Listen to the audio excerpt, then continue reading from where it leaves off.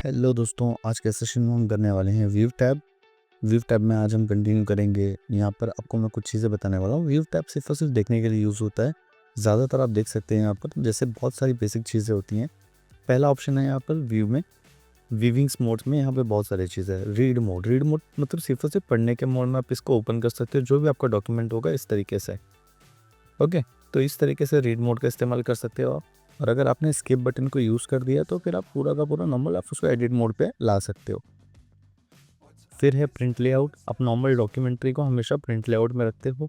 उसके बाद है वेब लेआउट। जैसे हम इंडेंट का पेज सॉल्व करते हैं वैसे ही हमें ये प्रॉपर डॉक्यूमेंट्री वैसे ही मिलेगी।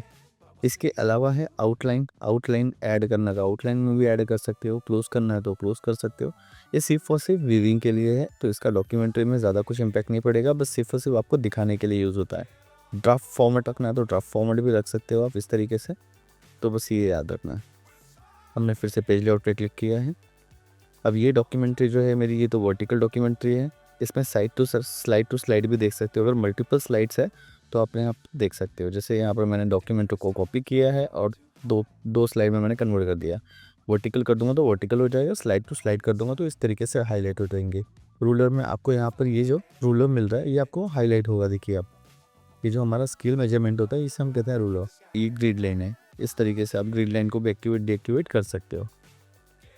नेविगेशन पेन में क्या होता है ना कि बहुत बार ऐसी कोई चीज़ें होती है जिसमें हमें कोई चीज़ नेविगेट करने वाली है तो हम यहाँ पर देख सकते हैं। जैसे अगर किसी चीज़ को आप सर्च कर रहे हो तो आप यहाँ पर इजीली फाइंड आउट कर सकते हो। तो अभी जैसे मैंने यहाँ पे 2 टाइप किया सिर्फ, तो मुझे यहाँ पर बता रहा है कि ये कहाँ कहाँ पे यूज़ हो रहा है या जो भी चीज़ें हैं। अभी यहाँ पर नेविगेशन में आप देख सकते हैं, यहाँ पर वो हमें एडिशनली कोई चीज़ अगर एक्टिव करनी है जिससे कि हमारा डॉक्यूमेंट थोड़ा और बेहतर तरीके से प्रेजेंट कर सके, तो वैसे यहाँ पर चीज़ें हमें बता रहा है कि यहाँ पर क्रिएट एंड इनवाइट आउटलाइन वगैरह आप डॉक्यूमेंट्री में ऑन कर सकते हो, क्रिएट कर सकते हो। तो मतलब आप डॉक्यूमेंट्री में हेडिंग वगैरह भी अप्लाई कर सकते हो। इस तरीके से ये चीज़ें आपको नेविगेशंस में मिल जाती है। अब यहाँ पर अगर मुझे इस डॉक्यूमेंट्री को जूम करना है तो मैं जूम भी कर सकता हूँ। कितना परसेंट करना है? 200%। तो ओके, 200% कर दिया, बहुत ज़्यादा हो गया। कस्टमाइज़ करना है तो अपने हिसाब से यहाँ पर परसेंटेज भी कस्टमाइज़ कर सकते हो। जैसे यहाँ पर मैंने ले लिया 110। मुझे 110% पे रखना है तो 110% पे मैं रख के चेक कर सकता हूँ। 100% करना है यहाँ से कर सकते हो। 1 पेज सिंगल डॉक्यूमेंट्री आपको दिखेगा, मल्टीपल पेज आपको सारे के सारे पेजेस नज़र आएंगे।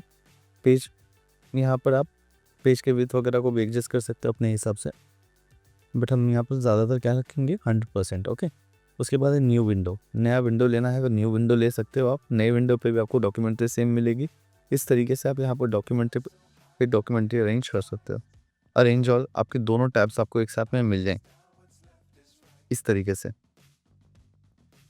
इन सब के बाद स्प्लिट करना है तो स्प्लिट भी कर सकते हो आप, बट मैं यहाँ पर स्प्लिट करने के लिए आपको एक ही डॉक्यूमेंट्री पे बताता हूँ जिससे कि आपके लिए समझ में आ जाएगा। अभी मेरा डॉक्यूमेंट है, मैं यहाँ पर बीच में कर्सर रखता हूँ और यहाँ से मैं चाहता हूँ इस डॉक्यूमेंट्री को स्प्लिट करना, तो ये मेरा डॉक्यूमेंट अलग तरीके से बीच में स्प्लिट हो गया ऐसे। और रिमूव करना है तो रिमूव भी कर सकते हो इजीली। फिर होता है यहाँ पर स्विच विंडो। स्विच विंडो मतलब अगर मेरे पास मल्टीपल पेजेस हैं, यहाँ पर मल्टीपल विंडोज़ हैं हमारे पास, तो हम यहाँ से पेजेस को स्विच कर सकते हैं इजीली। उसके बाद है आप मैक्रोस। मैक्रोस में यहाँ पर व्यू मैक्रोस और रिकॉर्ड मैक्रोस। पहले हम व्यू मैक्रोस चेक करते हैं कि यहाँ पर कुछ रिकॉर्डिंग है क्या नहीं। मैक्रोस का मतलब क्या होता है? मैक्रोस एक फॉर्मेट है जैसे कि लाइक आप अपने काम को बहुत स्मार्टली मैनेज कर सकते हो। जैसे मैंने कुछ चीज़ें यहाँ पर दिखानी है आपको, मैं दिखा देता हूँ।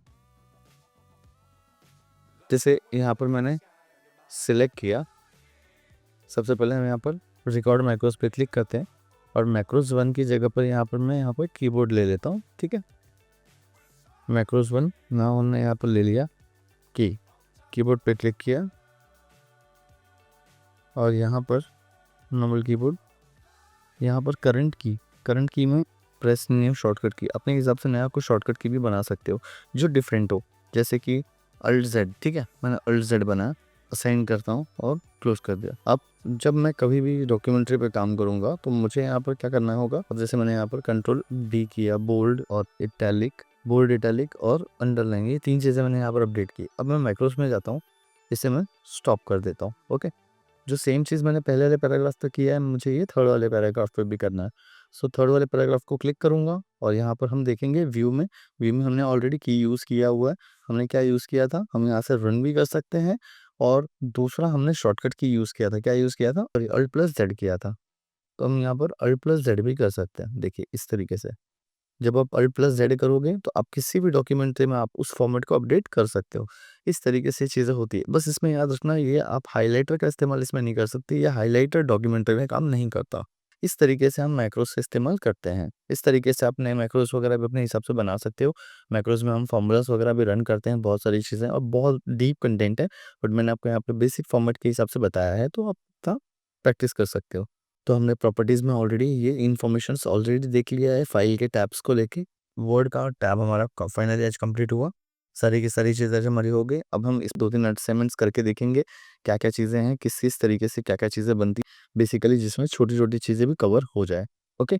तो आज के सेशन में बस इतना ही, मिलते हैं नेक्स्ट सेशन में। Thank you. अगर आप लोगों ने मेरे चैनल को अभी तक सब्सक्राइब नहीं किया तो आज ही सब्सक्राइब करें। आप लोगों के लिए चैनल पे पोस्टिंग करता रहूँगा, हमेशा कुछ ना कुछ नया सीखें।